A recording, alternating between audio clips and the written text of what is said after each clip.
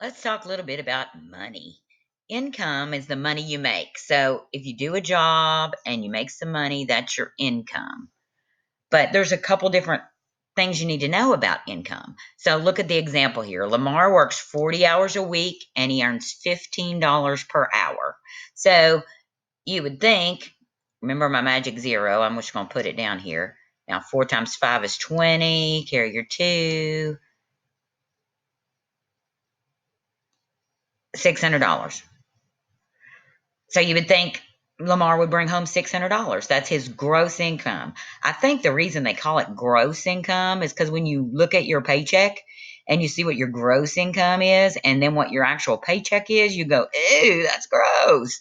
Because there's a lot of, when you have a job, some of that money doesn't go directly to you. It's not direct money that you get directly. So let's look at Lamar. Let's say he works for 2 weeks before he gets paid. So if he worked for, we said his income for the week, his gross income would be $600. So his gross income on his paycheck for 2 weeks would be $1,200 right here. That's his gross income. Gross. Now, before he gets his paycheck, something happens to that money. He's got deductions. So he has income taxes. That comes out to go to the government to pay for services and other things, Social Security and Medicare. So he'll get some of those benefits back later in age, but they are going to come out of his paycheck. Health insurance contribution. He has to pay for part of his health insurance. That's important. And then retirement contributions. So he's putting money aside for retirement. So all these things come out of his paycheck. Now, this retirement money, it's still his money, and he'll have it someday.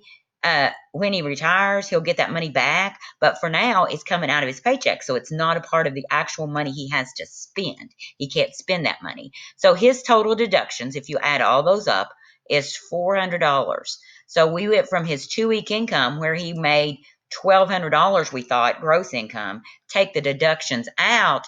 Now his paycheck is not $1,200. Instead, it's $800. That's called his net income. So after you take what he earns per hour and put it through this net that takes out his deductions, then his actual paycheck that he gets is $800. That's his net income. So income is the money you make. Your gross income is actually your hourly rate times how long you worked. But then after you take all those deductions out, you have your net income. That's what it says on your paycheck. That's what goes in the bank. That's what you can use to pay your bills and buy things you want or need. So this can apply to a store as well. Let's look at these numbers. In 1 month, a store paid $30,000 for all the items that it sells. It paid its employees $41,000, payroll taxes of $6,000, and rent for $10,000. And in that same month, its total sales were $100,000. So let's look at those numbers. $100,000, that would be how much money they made, how much money that came into the store. So the $100,000, that is actually gross income. That's what they'd like to think they have. But they've got expenses, they've got taxes and deductions. So they paid $30,000 for their things that they were going to sell. They paid their employees $41,000. That makes $71,000.